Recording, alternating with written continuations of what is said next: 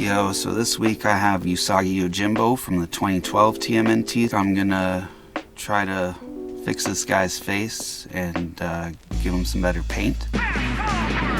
So the first step in fixing his face is to add some Apoxie Sculpt, because then I can turn that into like furry eyebrows and cheekbones and cheeks.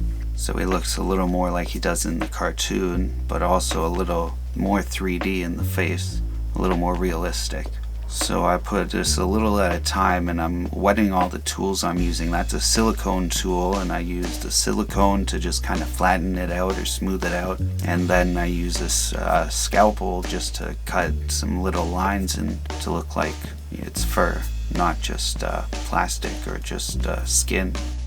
So that's that. That takes 24 hours to dry, and now I move on to a white acrylic primer.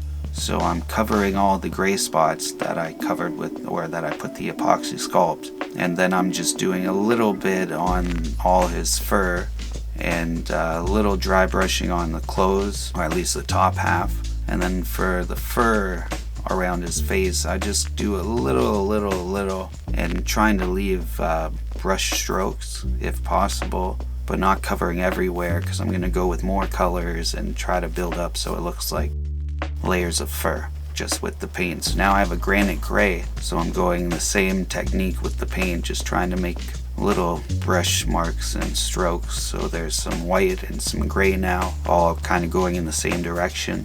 And next, so that's what it's gonna look like. Hopefully I cover everything with a matte acrylic varnish, and that's gonna get everything else ready for paint, because the primer sticks to the plastic and the varnish sticks to the plastic, but the acrylic paints that I use wouldn't like to stick to the plastic if I didn't put the primer first. So I have a navy blue, it's a dark blue. I'm getting the inside, all the lines of all the fur I added, just to make everything pop out. And he has blue on his face in the cartoon and in my reference photos, so I had to decide, is it shadow or is it fur? And I decided on both. So I made the dots on his, I guess they're freckles or whatever, blue. And now his shirt or jacket has all kinds of blue dots on it, because that's the pattern it has in the show.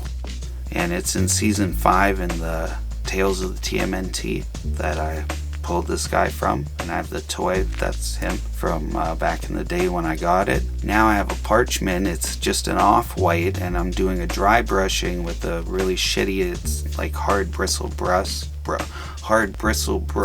that'll just leave little lines that'll make it look more like fur, matted fur, because all the 3 different colors in there. And now I have a baby blue. He's got a shirt underneath his jacket, or gi, and he's got a bandana on holding his ears, so that's baby blue. And I'm using a real brown, and this brown has a satin finish, so it looks a little leathery when it's dry. And pure black for his hilts of his sword.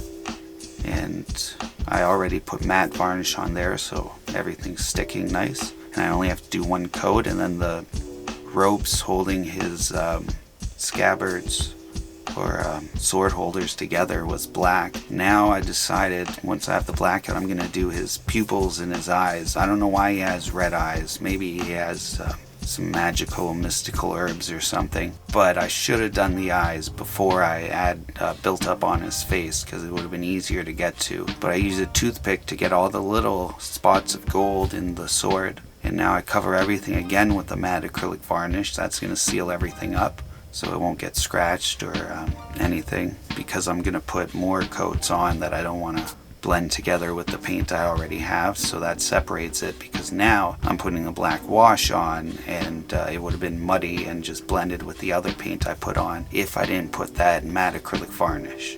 And I'm pretty much just covering all his upper body with it, and that's going to blend the blue of the plastic that he already was with the blue that I added, all the dots, and now it's going to look like it all goes together. And also the matte varnish blends the pants together, so I don't have to paint the pants. But I added some white dots to his bandana there, because he's got a paisley bandana in the cartoon. Now I have a Copenhagen blue with just a lighter blue that I'm doing a little more on his the edges of where the dark blue fur is that I put. So the blue kind of stands out more and adds a little more depth and more color. I think, yeah, that's what he looks like there. Pretty happy with this guy. I hope you enjoyed watching. That would be cool. And next week, I think Mikey. And until then, remember, always keep your head up. Peace.